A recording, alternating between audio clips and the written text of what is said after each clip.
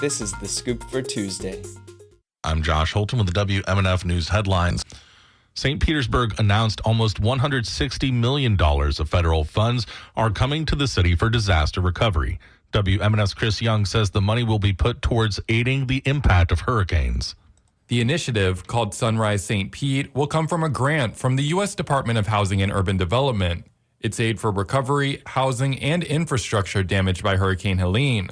Amy Foster is the Housing and Neighborhood Service Administrator for St. Pete. It's very rare for cities to receive this kind of fund. It typically goes to counties and states and others. And Foster and her team are looking for community feedback. They're asking St. Pete residents what recovery efforts they'd like to see. It really, once you start thinking about it, doesn't go as far as you would think. So we want to make sure that the decisions we make with this are informed by data and are the most impactful that they can be for our citizens who are still hurting from those recent storms. Foster says affordable housing, homebuyer assistance for those displaced by the storms, and disaster relief nonprofits could see a boost from the funds. The funding will also aid those impacted by Hurricane Idalia, which hit in 2023. The funds have yet to arrive, and Foster says they are, quote, cautious but hopeful that they will amidst federal layoffs spurred by the Trump administration. Chris Young, WMNF News. The U.S. Department of Education said yesterday it had to send letters to 60 colleges and universities across the country, including the University of South Florida and the University of Tampa, about a need to protect Jewish students on campus.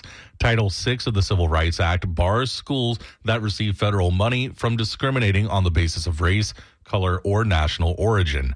The news release said that the 60 schools under investigation are being investigated for, quote, Title VI violations related to anti-Semitic harassment and discrimination. A bill ensuring people have the chance to repair their own mobile devices and agriculture equipment passed its first committee yesterday.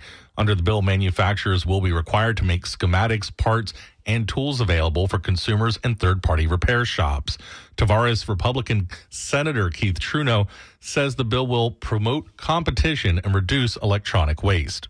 This measure seeks to facilitate repairs outside the manufacturer's authorized networks.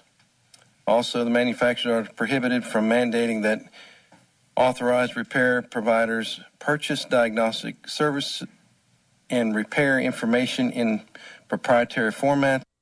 Critics of the bill, largely tech and farm equipment advocacy groups, are concerned it will compromise intellectual property protections. A key Senate panel yesterday approved a measure that would place new restrictions on anyone seeking to make changes to the state constitution. Governor Ron DeSantis, who worked to defeat initiatives to enshrine abortion rights in the Constitution and authorize the use of recreational marijuana, has made the issue a top priority. The Senate Ethics and Elections Committee approved a measure to prohibit felons and non-citizens from collecting petitions, require signed petition forms to include voters' driver license numbers or the last four digits of their Social Security numbers, and shrink the deadline to submit petitions to elections offices from 30 days to 10 days. Critics said the restrictions would further limit the public ability to make changes to the Constitution, which in the past has helped raise the minimum wage, allow medical marijuana, and restrict school class sizes. Sunny skies today with highs in the mid-70s. Clear skies tonight with overnight lows in the lower 50s. Sunny skies and warmer weather tomorrow with highs in the upper 70s. I'm Josh Holton with the WMNF News headlines. This is The Scoop, recorded at WMNF Tampa.